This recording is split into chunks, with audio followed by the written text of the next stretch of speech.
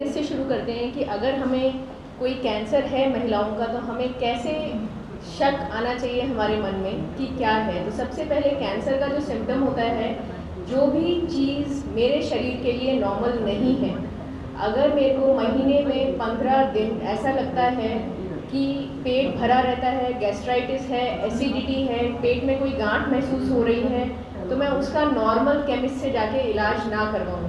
ऐसा अगर मुझे कांस्टेंट 3 महीने लग रहा है, तो ये कैंसर ओवरी का साइन हो सकता है, जिसको आप एक एसिडिटी समझ के टाल रहे हैं। और कैंसर ओवरी का स्टेज 3 में ही पकड़ा जाता है, क्योंकि हम उसको इतना इग्नोर करते हैं कि ये सिर्फ एक एसिडिटी है, गैस्ट्राइटिस है।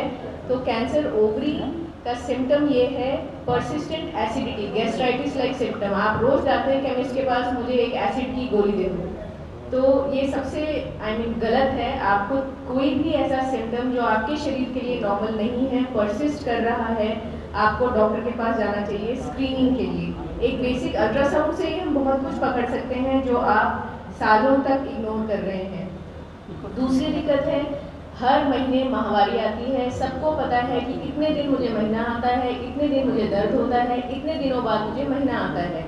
इन तीनों चीज़ों में कोई भी चेंज अगर मुझे महसूस हो रहा है कि अब महीना मुझे ज़्यादा आ रहा है, या पहले मुझे महीना 3 दिन आता था, अब 6 दिन आ रहा है, पहले 30-30 दिन में आता था, अब 15-15 दिन में आ रहा है, या महीने बंद होने के बाद भी महीना लगातार आ रहा है, थोड़ा थोड़ा घूम करके आ रहा है, या फिर ऐसा डिस्चार्ज जा रहा है जिससे मुझे खुद बदबू आती है, किसी और को नहीं पता चल रहा। ये सारे बच्चेदानी के कैंसर या बच्चेदानी के मुंह का कैंसर, जिसको हम सर्वाइकल कैंसर या यूट्राइन कैंसर कहते हैं, इसकी निशानी है।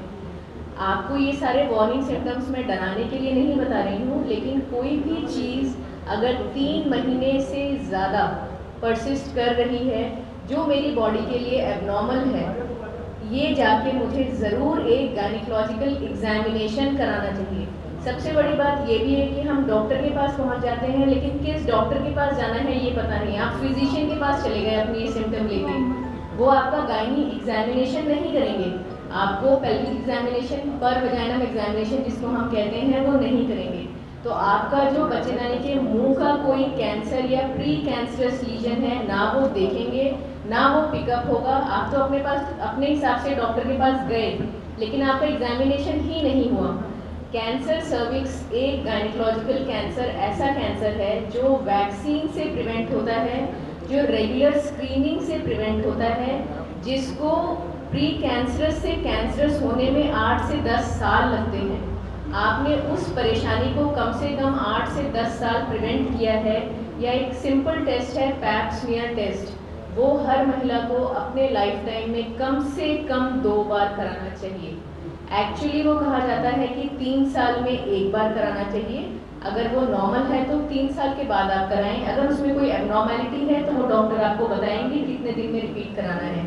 पैप स्मीयर टेस्ट एक प्रिवेंशन टेस्ट है जो हर गायनी एग्जामिनेशन के साथ हो जाना चाहिए, हर महिला का हो जाना चाहिए। अगर हम यही टेस्ट को फॉलो करें तो कैंसर सर्विक्स जो आप हर 4 घंटे में कम से कम 60 महिलाएं पूरे देश में कैंसर सर्विक्स से ख़त्म हो रही हैं, हम इसको सिर्फ एक पैप स्मीयर टेस्ट से प्रिवेंट कर सकते हैं। दूसरा कैसे प्रिवेंट कर सकते हैं, कैंसर सर्विक्स एकमात्र कैंसर है पूरे शरीर का जो वैक्सीन प्रिवेंटेबल कैंसर है, इसके अगेंस्ट वैक्सीन बनी हुई है। अगर आपने अपनी बेटियों को 11 साल से लेके 13 साल की उम्र तक की जो बेटियां हैं, उनको हमने सर्वाइकल कैंसर वैक्सीन लगवा दी। 1990 में ये वैक्सीन आई थी। अभी तक जितने स्टडीज़ हैं वो ये कहते हैं कि जिनको ये वैक्सीन लगी है उनको सर्वाइकल कैंसर नहीं होता।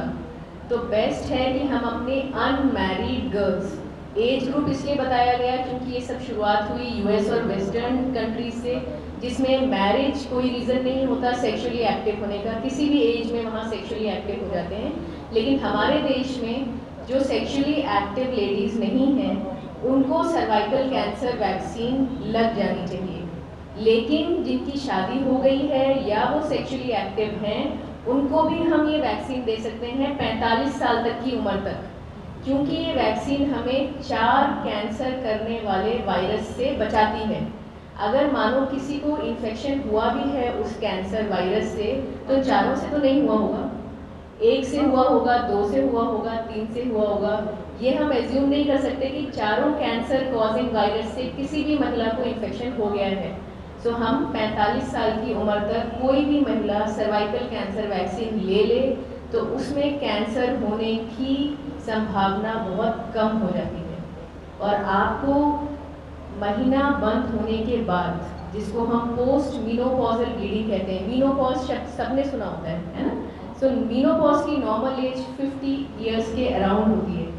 1 साल तक जब महीना बंद हो जाए, उसके बाद अगर दाग धब्बा भी गया है, ब्लीडिंग का मतलब वैसी ब्लीडिंग नहीं जो महीने में आ रही है, अगर दाग धब्बा भी गया है, वो भी first and earliest warning sign of cancer of uterus होता है।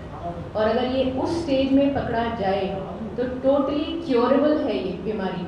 मतलब आगे सर्जरी करने के बाद ना कीमोथेरेपी चाहिए, ना रेडिएशन चाहिए, कुछ नहीं चाहिए। एक आप गायनी कैंसर स्पेशलिस्ट के पास पहुंच गए इस सिम्टम के साथ, और ये अगर कैंसर निकला, 1/10 लोगों में, मतलब 10 में से 1 में जिनको पोस्ट मेनोपॉजल ब्लीडिंग होती है, उसका कारण बच्चेदानी का कैंसर होता है।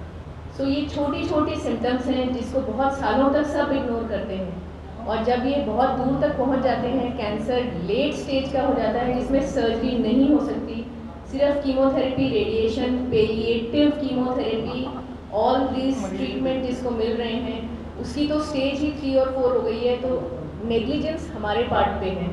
हम डिसीज़ को नहीं ब्लेम कर सकते, हम ट्रीटमेंट अवेलेबिलिटी को नहीं ब्लेम कर सकते, हमें अपनी अवेयरनेस को ब्लेम करना है कि हमें अवेयरनेस ही नहीं है। स्पेशली जो ladies part of the family of our society हैं, वो अपने आप को बहुत इग्नोर करते हैं कि पहले परिवार, पहले बच्चे का स्कूल देख लूँ, पहले ऑफिस देख लूँ, पहले ये कर लूँ, उसके बाद मैं अपना इलाज कराऊंगी। फिर जब वो पहली बार बोलती भी है कि मुझे ये दिक्कत है, तो परिवार में सब लोग उसको काफ़ी समय तक इग्नोर करते हैं। So first is health, first is your own health, then you can take care of your family. That's it.